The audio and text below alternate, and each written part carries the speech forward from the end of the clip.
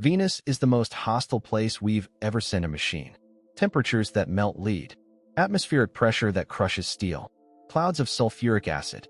And yet, for over 2 decades, the Soviet Union kept sending probes there anyway, one after another, each one more stubborn than the last. This is the story of why they went, what they found, and why nobody has been back since. Here's what makes Venus so unsettling. It shouldn't be this bad. It's almost exactly the same size as Earth. Same density. Same gravity. In cosmic terms, it's our twin. But something went catastrophically wrong on Venus a long time ago, and from the ground, you can't even see it happening. The entire planet is wrapped in an unbroken layer of thick white cloud. No surface visible. No way to know what's down there, until you go. That mystery is exactly what drew both superpowers in during the 1960s. Mars, you could see through a telescope. Dry, cold, probably dead. But Venus? Venus kept its secrets. And with a dense atmosphere and a position closer to the sun, there was a real scientific argument, and a very human hope, that the surface might be warm and wet. Maybe even alive. The famous astronomer Carl Sagan was already warning people not to get excited. His theory, Venus had undergone a runaway greenhouse effect. The clouds weren't hiding a rainforest. They were trapping heat. The surface, he suspected, was a scorched wasteland. But at the time, that was still just a theory. Only one way to settle it. 1961, the Soviets go first. They'd already beaten the Americans to orbit, to the first human in space, to the first lunar impact. Venus was the obvious next target. They launched 2 probes, Venera 1 and 2, in quick succession, as was standard practice when your failure rate was this high. Both flew within 100,000 kilometers of Venus. Both suffered complete system failures before getting there. No data. Nothing. NASA tried next. In 1962, Mariner 2 flew within 35,000 kilometers of Venus and completed humanity's first close-up scan of another planet. What it found was not encouraging. Surface temperatures approaching 460 degrees Celsius, double the boiling point of water, and that was just what the instruments could detect from orbit. The cloud layer stretched 80 kilometers into the sky, and Sagan's greenhouse theory was looking very, very correct. NASA essentially said, nothing worth landing on down there. They moved on to the Moon and Mars. The Soviets were not ready to move on. 1966, Venera 3. Bigger probes now, nearly a ton each. Equipped with barometers, thermometers, gas analyzers, and a detachable descent module designed to parachute through the atmosphere and take readings all the way down. Venera 3 experienced a system failure mid-flight, but its trajectory held. It hit Venus anyway. First man-made object to impact another planet. Not a success exactly, but not nothing either. Venera 4, a year later, made it into the atmosphere intact. The descent module deployed its parachute.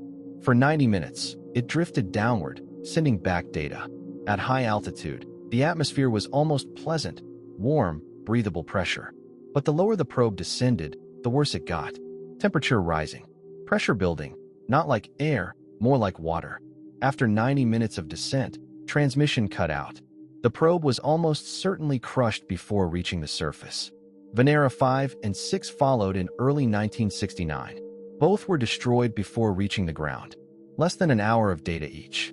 The Soviets built stronger ones. 1970, Venera 7. Something different happens. The new design had a thicker steel shell, an internal titanium sphere to protect the instruments from heat, extra padding for impact. The engineers expected a hard landing. They didn't expect the parachute to fail. It did. The chute ripped, possibly melted, and the lander plummeted. 61 kilometers per hour. It hit the surface of Venus and bounced. Back on Earth, the scientists assumed it was another failure. It wasn't. Even with a damaged antenna, Venera 7 was transmitting. And what it recorded silenced the room. 475 degrees Celsius at the surface. Nearly 900 degrees Fahrenheit.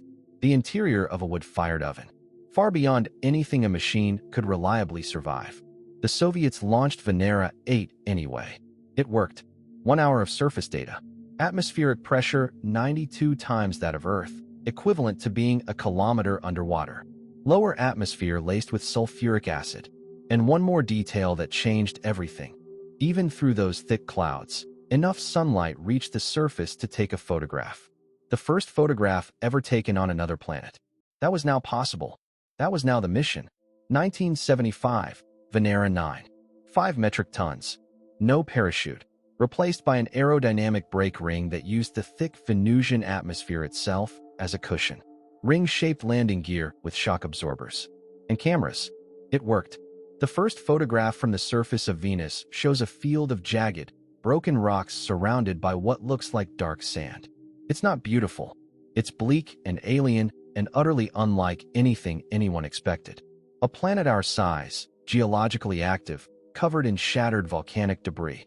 Venera 10 arrived days later and showed something different: flat, smooth ground. Ancient lava flows, cooled to stone. Venera 11 and 12 returned no usable images. Lens cap failures. You had to protect the cameras on descent or they'd melt.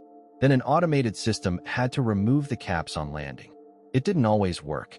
Venus was punishing every oversight. 1981, Venera 13. The first color photograph of another planet's surface. Orange-tinted sky. Flat slabs of rock littered around the base of the lander. A cliff edge visible in the distance, giving the image a sense of depth that makes it feel almost real. Alien, but real.